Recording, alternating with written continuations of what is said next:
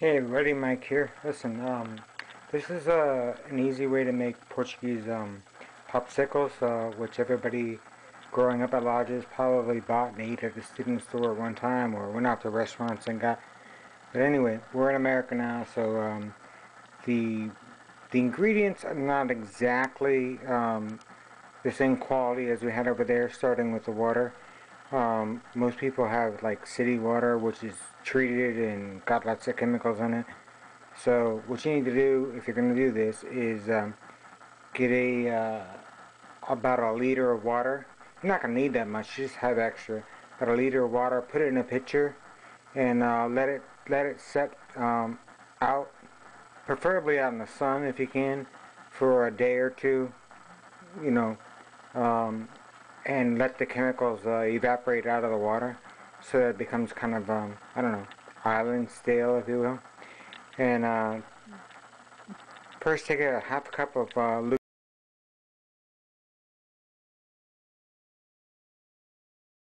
lukewarm water, and put yourself in a packet and a half of yeast in it, and go ahead and let that start to do its job and start bubbling up. Then you're gonna just dump it into your mixer, your mixer, and go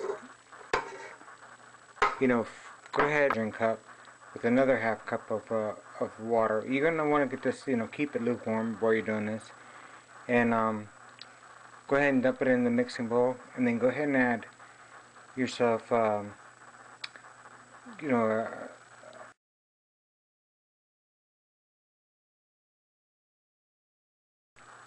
3.5 to 4 cups of flour. Go ahead and add another cup of water, and then start your mixer.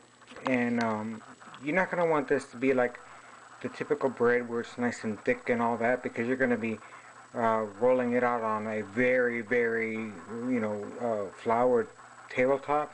So it's going to be absorbing flour as you roll. And also, you don't want to use bleached flour. You want to use unbleached white flour to do this. So make sure you have some of that.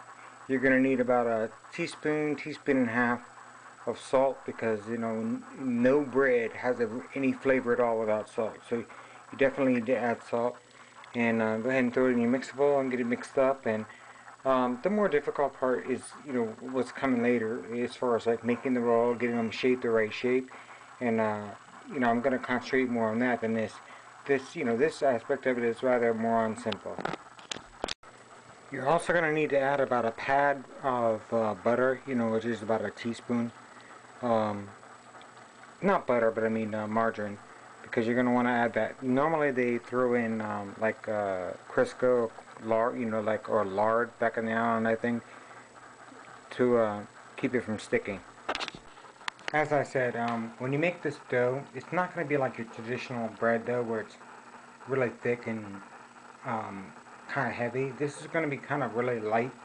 Um, it's rather, rather, very, very soft. But you're going to be laying it on a very floured board when you do this, so it's going to absorb flour anyway. And it's not like thinly coated flour on a board; it's kind of heavy coated. So just um, keep adding a little warm water until you get the mixture pretty light. I mean, it's obviously thicker than cake batter, but it's still easily to the finger, to stick to the finger and pull. And that's exactly what you want. And go ahead and put it in your bowl, take it out of your blender, cover it up, and let it rise, double in size, and we'll go from there.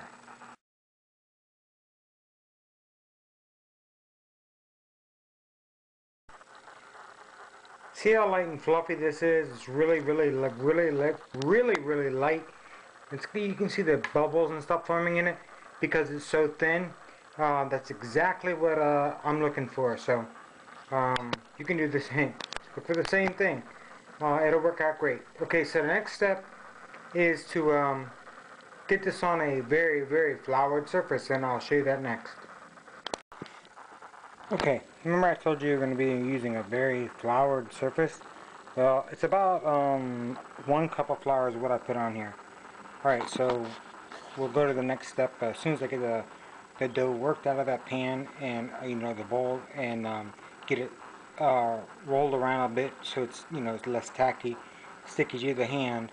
Um, be sure to get some flour on your hands, so you can actually reach your hand into the bowl without getting it plastered on your fingers, to get it onto the surface, and then roll around the surface a little bit until you can start working with it. Okay, once it's out on the on the countertop or wherever you're going to be rolling it out, like I said, I've kind of mixed it into the flour, and the consistency at first was very, very soft and gooey, and because I've allowed it to absorb powder, the flour, it's gotten a little thicker and it's a little easier to touch now. So I like to roll it out in a kind of a long shape like this, and then slice it, cut it like this, cut it here, maybe like 2 inches wide for each piece, and just work your way down the line. And then what we're going to do is when those get separated, we're going to roll them around in flour, make them into balls, if you will, and let them sit there for a minute until you get them all done, and then I'll show you the next step. Okay, I've cut up the dough and I've divided them, and kind of made them into a round shape here like this. Um, it's not exactly perfect, but it's no big deal. So here's the deal. Take your hand and you flatten it like that, and then you cut it. I don't know if you can see this. You cut it like this, and then fold it over. But I like to make sure it's dipped in flour so it doesn't stick back on itself. So again, flatten, cut with your finger, and then fold.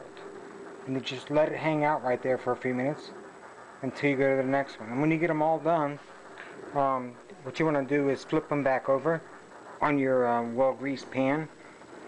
It's not only greased, but it's also floured. You really want to make sure you get this pan floured kind of well, Yeah, a couple spots. So grease it and flour it well, and leave them upside down for a few minutes. Let them start to rise again, and flip them back over till they really get big.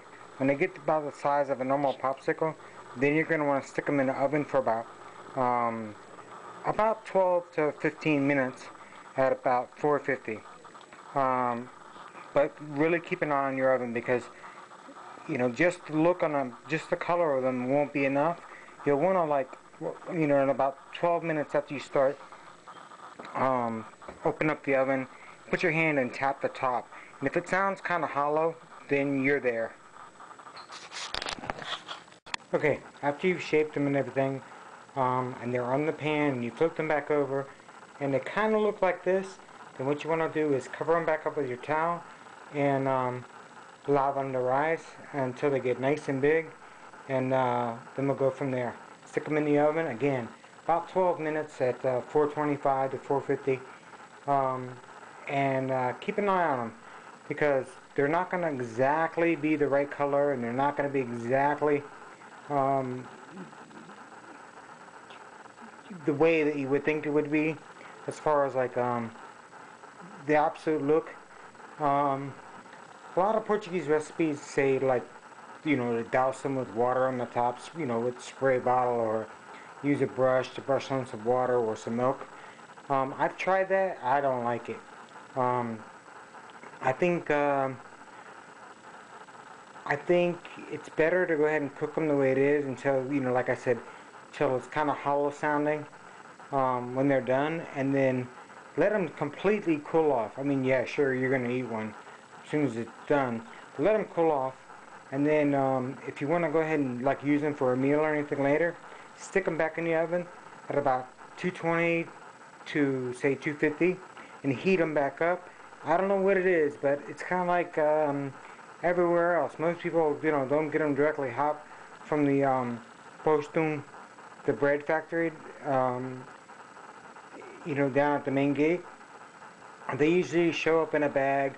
Yeah, and if you see there's a lot of flour left over on top of them, and you don't remember that from home, just remember something. They traveled in bags. They got dropped in in wicker baskets, you know, transported, this, that, and the other. So the flour that you see on top when you're done making them, um, you're seeing more of that there because um, you know, it's not getting transported anywhere. It's not being tossed in bags and transported here and there and, you know, driven up to the restaurant or the school to be reheated. So all that stuff kind of gets knocked off. If you're going to be picky about it like that, you know, just go get yourself a nice big grocery bag made out of paper and throw them all in there when they cool off and, I don't know, shake them around or whatever. Take them to work with you. You know, drive them around all day with you. I don't know. And then take them home and warm them up again and enjoy. Okay, so this is just one row of them. I've already thrown some in the basket, but there you go. Like I said, let them cool. Put them in a brown paper bag if you want. Toss them around in the bag to break off any excess flour, and then you know, when they're definitely cooled off and you want to enjoy them, just enjoy them. You can always throw them back in the oven. Um, if they get soft, which I haven't had happen before because you're usually gone by then, you can always, you know, put some water on the top of them and just with your hand and stick them back in the oven for 2 with each, or they harden back up later. Um, this is my finished product of um, popsicles, Portuguese bread made with American um, flour and yeast and, well, something that's pretty hard to do when you're not home in at lodges where you can get all the you know, milled flour from, you know, Portuguese, which is, you know, definitely not bleached. And you know, here you go. So enjoy.